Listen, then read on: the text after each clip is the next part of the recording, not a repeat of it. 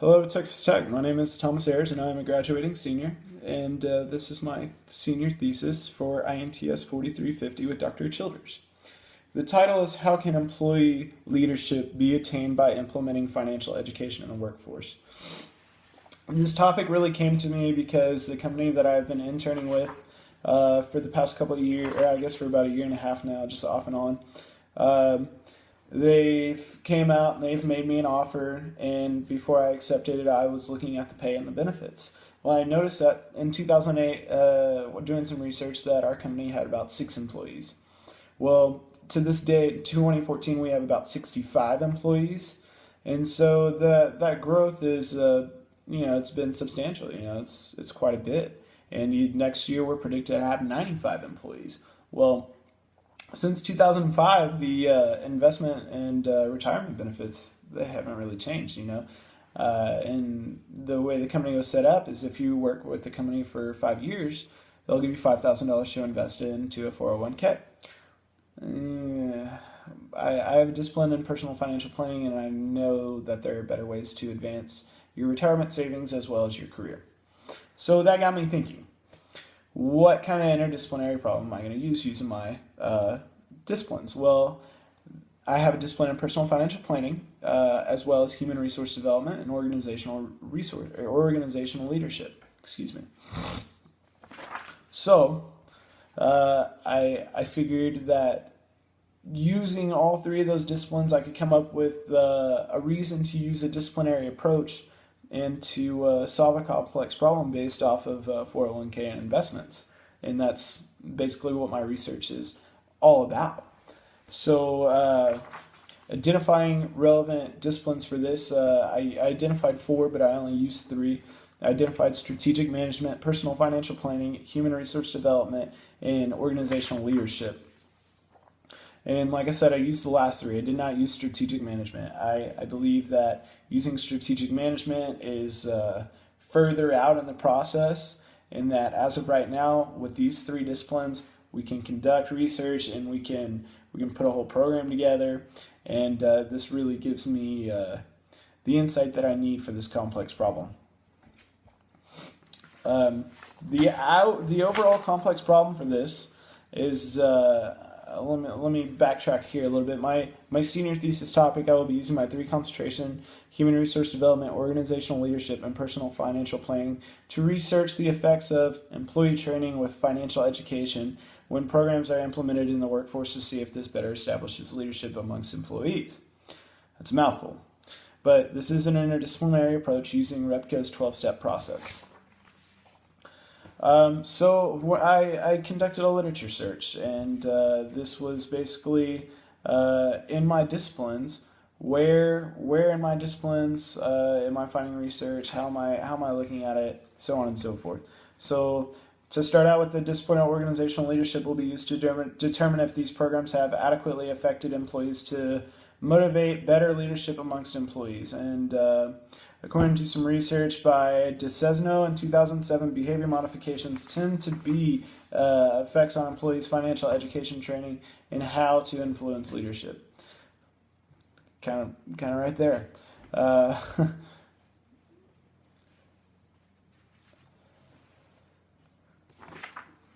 Excuse me. Finally,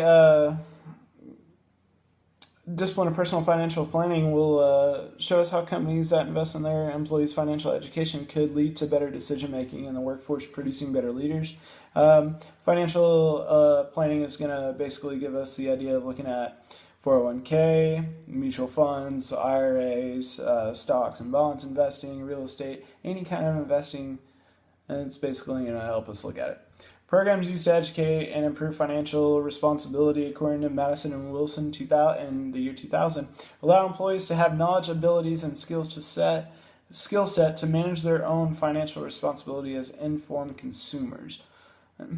This isn't just giving somebody a job. This is basically giving somebody the ability to be an informed consumer. There's not a lot of people out there that are informed consumers, I can tell you that much. HR is basically going to be my discipline that it's going to rely on the actual business itself that's setting up the training programs, implementing them, designing them, evaluating them. HR is basically the backbone of this. So that's kind of the reason why I wanted to use that. Like I said, my relevant disciplines: human resource, personal and financial planning, organizational leadership. Analyzing the problem, basically this is going to be all my sources.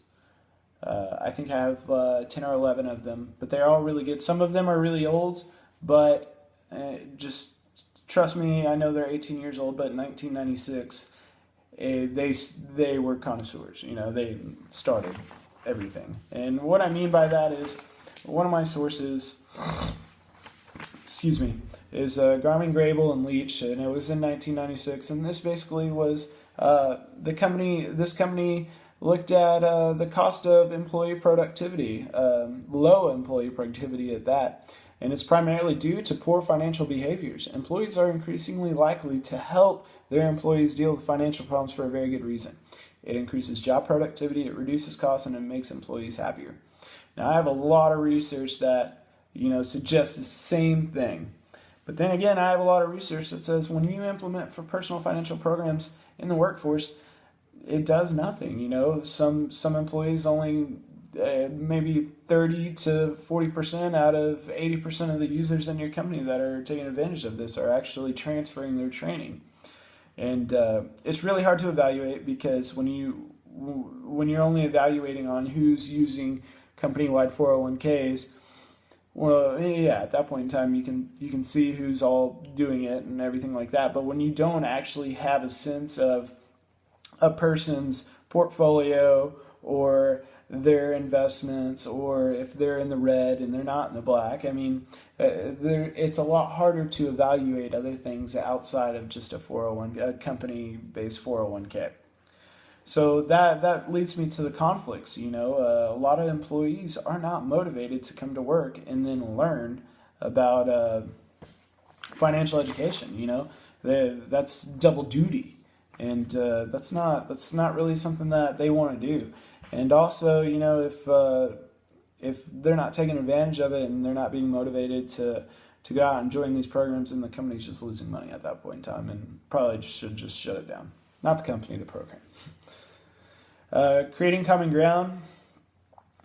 This is basically, allowing us to look at some of the this pretty much looking at the bigger picture. Repco talks about theory extension, and so that's what I hit on.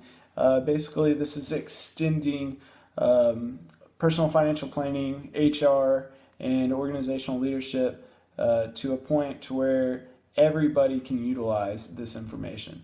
If you're not in HR, you still understand that you're going to be evaluated. If you have no idea what a 401k is, you understand that there's going to be tools here that I have to seek, that I can learn from, that I'm going to be forced to learn from, because I'm going to be in this 401k.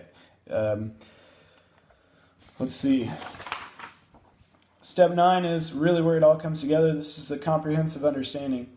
And I don't have enough time to read to you all of Step 9 and my conclusion, which I would really like to.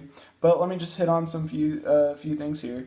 Even though that there are a lot of evaluations that say employees aren't taking advantage of these, that's not true, because Fox and Bartholomew in 2005 showed us that with proper education training, employees become better with decision makings and have reflected better attitudes and leadership in the workforce. And that's key. And it's all based on employee evaluations. If you set up the training and you are implementing this education process for your employees, and you are evaluating them every single step of the way, you are going to know where you need to improve, where the employees need to improve. You got to establish that baseline, but once you do, you can see where you're at and how you can get here. And that's really what this is all about. And why are employees wanting to do this? Well, businesses are constantly looking for ways to improve their leadership and employee morale, and one way of doing so is to give the advantage of sound money practices to the employee. And that's all I have for you in this video. I really hope that you read my paper. There's so much more in it that I would like to share with you. Thank you guys. Y'all have a great day.